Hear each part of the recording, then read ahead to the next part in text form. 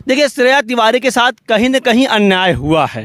90 minute तक principal room में बिटिया के साथ क्या हुआ वो कोई नहीं जानता, और अभिभावक बिटिया के माँ बाप रिक्वेस्ट करते रहे कि सीसीटीवी की फुटेज हमें दिखाई जाए, मेरे बेटी के साथ क्या हुआ, लेकिन उसे आज तक उस बिटिया के माँ बाप को नहीं दिखाया गया। और न तो और उस बिटिया के मौत का कारण जो था, उसके मरने का कारण था, उसका साक्ष्य मिटाने का भी कार्य किया गया। उसकी लड़ाई हम लोग अब लड़ रहे हैं। श्रेया के माता और पिता का कि हमारी बेटी घर से हंसते खेलते निकलती है, पर स्कूल जाने के बाद उसके साथ ऐसा क्या होता है कि हमारी बेटी तो वापस नहीं लौटती है, सिर्फ व सिर्फ उसकी डेड बॉडी मिलती है।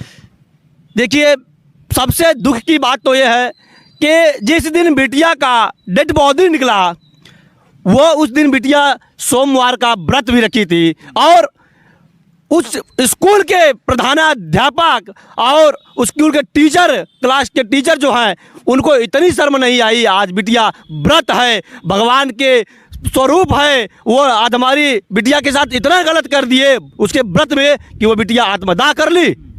किसी बिटिया के बैग में से कुछ चेकिंग होती है स्कूल के कैंपस में, तो उसके अगर बैग से कुछ आपत्तिजनक चीज़ें और मोबाइल निकलती है, तो क्या ये उनका फर्ज बनता है कि उस बिटिया को पूरे कैंपस में, पूरे स्कूल में घुमाया जाए? ऐसा कहीं का नियम है? सबसे पहले जो ये आरोप लग रहा है बिटिया के ऊपर कि उसके बैग से कुछ आपत्तिजनक चीज़ निकली है, अगर निकली थी, मैं वही बोल रहा हूँ, निकली थी तो बिटिया बार बार प्रिंसिपल से गुहार लगाती रही कि मैम सीसीटीवी की फुटेज चेक कराइए, मेरे बैग में कहाँ से आया। लेकिन वो मैम कैसी थी, कैसे दिल वाली थी कि उस बिटिया की एक बार कहना ना मान करके उसे मानसिक संतुलन उसका बिगाड़ने का काम की, उसे ब्लैकमेल करने का काम की, और उस बिटिया को आत्मदाह करना पड़ेगा। लेकिन उन्होंने सीसीटीवी की फुटेज नहीं चेक किया।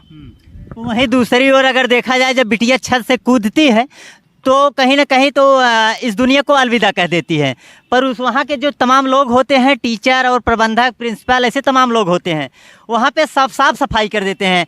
क्या कारण होता है? देखिए, अगर आपके अंदर खोट नहीं है तो आपको डर नहीं है, अगर आपने गलत किया नहीं है तो आपको डर नहीं है, अगर आपके अंदर डर है तो आपने गलत किया है, और गलत को एक्सेप्ट भी आपने कर लिया उसी दिन, जिस दिन उस बिटिया के मौत के बाद उसके ब्लड को पानी द्वारा तुरंत साफ करवाया गया, बिना साक्ष्य मिटाने का प्रयास किया गया। लेकिन उस परिवार को उस बिटिया के आगे मिलाने का काम नहीं किया गया। 15 मिनट तक माँ बाप को गुमराह किया गया कि बिटिया रमा में है, बिटिया लाइफलाइन में है, लेकिन बिटिया की सत्य तो ये थी कि बिटिया की बॉडी स्कूल के बाहर एम्बुलेंस से पड़ी थी।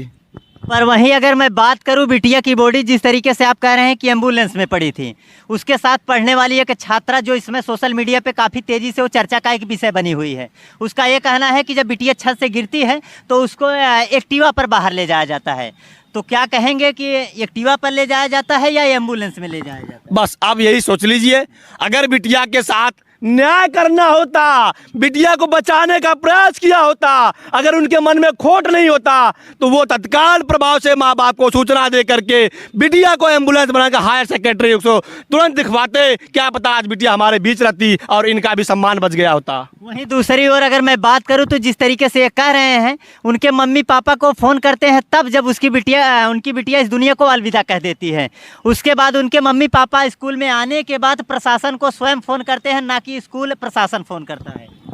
प्रशासन, स्कूल प्रशासन तो साक्ष्य मिटाने के लिए था कि साक्ष्य को मिटा दिया जाए, साक्ष्य नहीं दिखे और हम बच जाए, लेकिन उसे यह नहीं पता था स्कूल प्रशासन को कि ये आजमगढ़ की धरती है। आजमगढ़ की धरती न्याय की हक के लिए कदम से कदम मिलाने के चलने के लिए हमारे नवयुवक, छात्र सभा, बुजुर्ग, हर व्यक्ति, अभिभावक सड़क पर उतर जाएंगे उस बिटिया को न्याय दिलाने के लिए। शायद ये उनको अंदाजा नहीं था कि ये ऐसी घटना हो जाएगी और लोग सड़क पर उतर जाएंगे, हमारे खिलाफ आंदोलन कर लेंगे न्याय के लिए, उस बिटिया के लिए। श्रेया तिवारी आज हम लोग के बीच नहीं हुई, लेकिन उसकी गहरी संवेदना हम लोग के साथ है और हम लोग उसे न्याय दिला के रहेंगे, तब उसको आत्मा को शांति मिलेगी। लेकिन अभी उसके आत्मा को शांति, जब तक उसे न्याय नहीं मिल जाएगा, उस माँ का जो आत्मा रो रहा है उसको संतुष्टि नहीं मिल जाएगी, तब तक हम लोग सांस नहीं लेंगे, कदम से कदम मिला के चलने का काम करेंगे, राहत की सांस नहीं लेके सोएंगे हम लोग। और मैं आपको एक बात और बता दूं कि ये एक समाज सेवी हैं, एक संगठन से जुड़े हुए हैं। कहीं ना कहीं इनका ये कहना है कि हमारा संगठन इस श्रेया के मामले में एकजुट होकर श्रेया को इंसाफ दिलाने का काम करेगा। क्या लगता है कि बिटिया को इंसाफ मिल जाएगा? देखिए, जब आजमगढ़ की एक एक संगठन, आजमगढ़ की एक एक संगठन और एक एक कार्यकर्ता, एक एक अभिभावक, एक एक नौजवान, एक एक छात्र सभा जब सड़क पर उतर जाएगा तो पत्थर की लकीर बदलने का काम करेगा और बिटिया को न्याय दिला के ही कदम उसका रुकेगा। जब तक न्याय नहीं मिलेगा कदम से कदम मिला के चलने का काम करेगा, उस परिवार के साथ, उस श्रेया बिटिया के साथ और उसके अभिभावक के साथ। आजमगढ़ की जनता का और श्रेया तिवारी के मम्मी और पापा का ये आरोप और प्रत्यारोप है कि वो स्कूल के जो तमाम लोग हैं, वहाँ का जिसका स्कूल है वो काफ़ी दबंग टाइप के लोग हैं। तो क्या कहेंगे उनको? देखिए, अपने दबंग का परिचय तो उन्होंने उसी दिन दे दिया कि रातों रात 25 लोगों का बयान हो गया और क्लीन चिट दे दी गई। क्यों? क्योंकि वो तो पहले ही दबाव था। लेकिन हमारे आजमगढ़ के एसपी साहब के बारे में शायद उनको अंदाजा नहीं था कि आजमगढ़ का एसपी इतना निहायत ईमानदार निकल जाएगा। वो नहीं हमसे मैनेज होने वाला। और आजमगढ़ के हमारे एसपी साहब जो ईमानदार की छवि लेके चलते हैं, आज सबसे बड़ा कोई चर्चा का विषय बनता है तो आजमगढ़ के एसपी अनुराग आर्या जी बनते हैं। उन्होंने नहीं उनके मैनेज हुए और बिटिया को न्याय दिलाने के लिए वो कदम आगे बढ़ा चुके थे, लेकिन उनके कदमों को रोका गया कहीं ना कहीं और बिटिया को अन्याय के साथ ले जाया गया।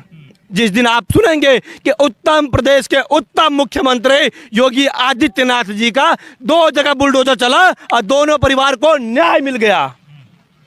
फिलहाल श्रेया तिवारी को भाई कहने वाले इस वक्त हमारे मौजूद थे। इनसे काफ़ी ढेर सारी बातें की, बात करके भी काफ़ी अच्छा लगा। आपकी क्या राय है कमेंट बॉक्स में कमेंट करके ज़रूर बताइएगा। मिलते हैं किसी और दूसरे वीडियो में, तब तक के लिए जय हिंद, जय भारत।